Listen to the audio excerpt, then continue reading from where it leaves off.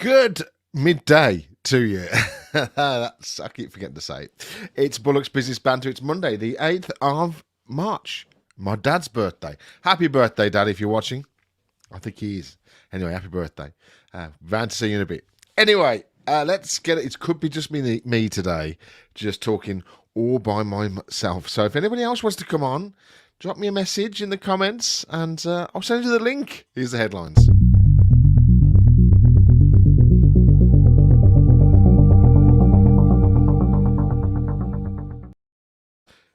So Meghan didn't want to be alive anymore. In a deeply personal TV interview, Meghan tells Oprah Winfrey that she did not get help when she asked for it. That show's on tonight, 9 o'clock on ITV and ITV Hub. I'll be discussing that in a moment, actually.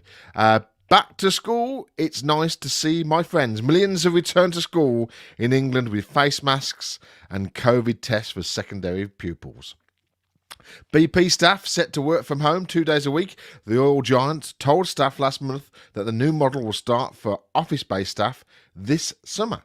And school COVID tests cannot be overruled, says the minister. Concerns have been raised that thousands of pupils could be incorrectly told they have the virus. I'm not sure how that main bit goes together there. School COVID tests cannot be overruled. Oh, okay. Right, fair enough. It's fine. Whatever. Anyway, how are you? You okay? We had a good weekend? Fantastic. So, are we all going to sit down and watch the Meghan show tonight? I want to talk about this because I'm not a massive fan of the royals. I think they're fine. You know, they do a great job for the country. I think they bring a lot of money in for the country.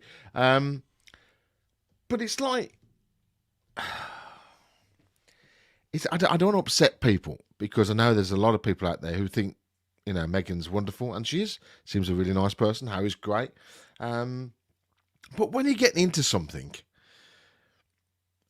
and you think you're going to change something to make it better and to suit what you want it to be, that's not always correct, is it? Because, you know, the royal family have been around for a long time. A long time. I don't know the actual figure. 1,000 years? No, not 1,000 years. It's been a long time. And she's coming in and she wanted to change stuff. She wanted to adapt it. She wanted to make Harry's life better because we know how bad it is. We all lived through Diana's death, or most people of my age, obviously, have lived through what happened to Diana, which was horrific. And it was, you know, it was all caught up in the whole escalated things that was going on with newspapers and people saying who was having flings with and all that type of thing. And I don't think the same thing was going to happen to Meghan, but just coming in, then dragging her husband out, and he's going to follow her everywhere because, you know, he's made that commitment, which is great, you know.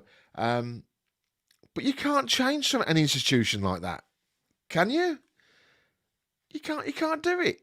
It's impossible to do because it's you know, that, I'm not saying because she's American. I think what's been said, and I'll bring up some of the points from the show tonight in a moment. And what's been said is horrific. And let me just skip through some of them because there are, I mean, discussions about how dark Meghan's baby was going to be. Well, that's out of order straight away. I mean, who are these people? You know, they didn't say who the person who was asking that question. So I don't think it's the Queen. You know, and they didn't want to say in case they upset it. But is there a backroom staff of people who hide away and control the monarchy? That's how I feel it is. I don't think that the royals are just the sales end of this. I don't think they are the ones controlling this. But who would say that? Who would say that to Harry? Discussions about how dark their baby was going to be. Who cares? It doesn't matter.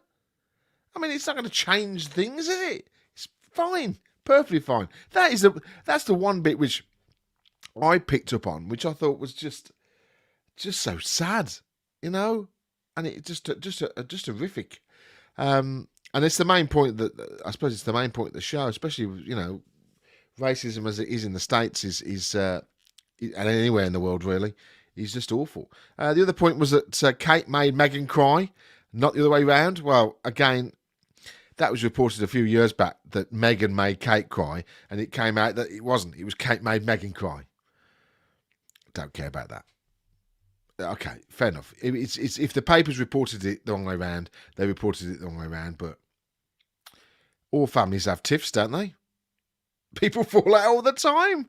Oh, do our family? So it is in front of tens of millions of people, and it's played out on the big stage. But again, there was a statement before the wedding.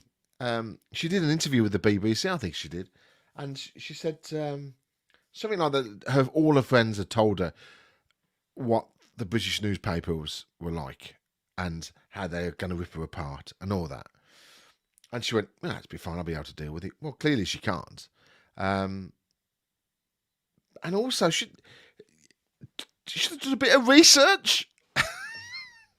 I know falling in love is great and it's blissful and it just, do a bit of research. Look what you're getting into. If you're marrying into a massive family, let's just look in the wardrobes, check the skeletons out. I just it's weird. I mean, what else? Meghan said she was on the verge of suicide, but was refused help. Now that again, this is one I'm thinking is terrible as well. She went to some of the aides or the backroom staff and asked if she could get some help for some mental issues, and they said no. It wouldn't look good for the institution. That's what they said. Well, I don't know. It just seems it's driving me. I'm going to watch it tonight, and it's getting me angry. Meghan spoke. It also said Meghan spoke to one of Diana's friends. Princess Diana's name came up many times throughout the interview, with similarities between their experience of being in the royal family. She said, "I don't even know who to turn to," and said Meghan of the time when she was struggling. One of the people she reached out to, who continued to be a friend and confidant, was one of his husband's mum's best friends. So, again, shouldn't people have told her what this was like? There's that. What's happened is terrible, but then don't be so. You're a clever person. You're a clever woman. Don't go in with your eyes shut. It's sad regarding Harry because Harry says he felt let down by Charles, wasn't taking his calls. That's a family thing, isn't it? Don't you think? It was people fall out. Unfortunately, they don't talk to each other. They feel that they're not getting on. They don't talk. Well, yeah, it does happen in all families. And if someone thinks somebody's doing the wrong thing, I think Charles just didn't like him leaving the royal family, and he just didn't talk to him for a bit. Well, fix the bridge. That's the way it is. But it's all fine because the couple's relationship with the Queen is good. So that's all good. And I can't really see the Queen. I mean, I think she's a very opinionated woman, and I think she has to be because she's head of the monarchy.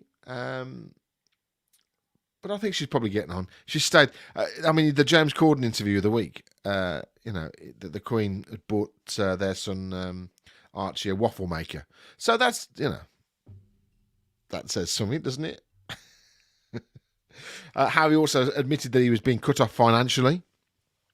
That's why he's done the deals with Spotify for the podcasts and the Netflix productions. He's got to earn money. I've got nothing wrong with that. I think that's great. He's not relying on us to pay his way, and hopefully he will make plenty of money. And the thing is, Tyler Perry, if anybody knows who Tyler Perry is an actor and a producer, very big in the States. Got his own studio as well, movie studio. And I think he lent them their house when they moved from Canada to California. So they've got good friends, you know what I mean? I think Megan also mentioned that when I think when they got married, or when she came in to the clan, she had a passport removed, car keys, credit cards, phone. I don't know, not phone, but is that a security risk? It could be, and it's just it's all down to you should know what you're getting into. Now, there's a picture that she says, I'm just trying to find it. There's this picture, which is she says the truth behind the photograph. I'll read what it says. Megan said that the evening after she told Harry she was feeling suicidal, they had to attend an official event at the Royal Albert Hall. Megan spoke about a photo that has haunted her because of what it reminded her of. She said a friend had commented how great the couple looked, but she added, that picture, if you zoom in, what I see is how tightly his knuckles are gripped around mine. She told Oprah last night, and she became emotional. And you do look at it, and it is, he's protecting her, but that's his job, He's there to protect her. So that's a good thing, and she's obviously very heavily pregnant there as well. And then, there is a comment. Meghan didn't do any research on the royal family. Talking about the first time she met the Queen, Meghan said she was surprised to learn how she had to curtsy. Oh, for goodness sake. She thought it was part of the fanfare. And she didn't actually have to do it. Well, that's just... It says everything I've just been raising for the past 10 minutes. They also, this is a strange one, they actually married 3 days before the wedding. Millions of people watched Harry and Meghan tie the knot at Windsor Castle in 2018, but the couple revealed they actually got married at the Archbishop of Canterbury in a simple ceremony 3 days before. Why?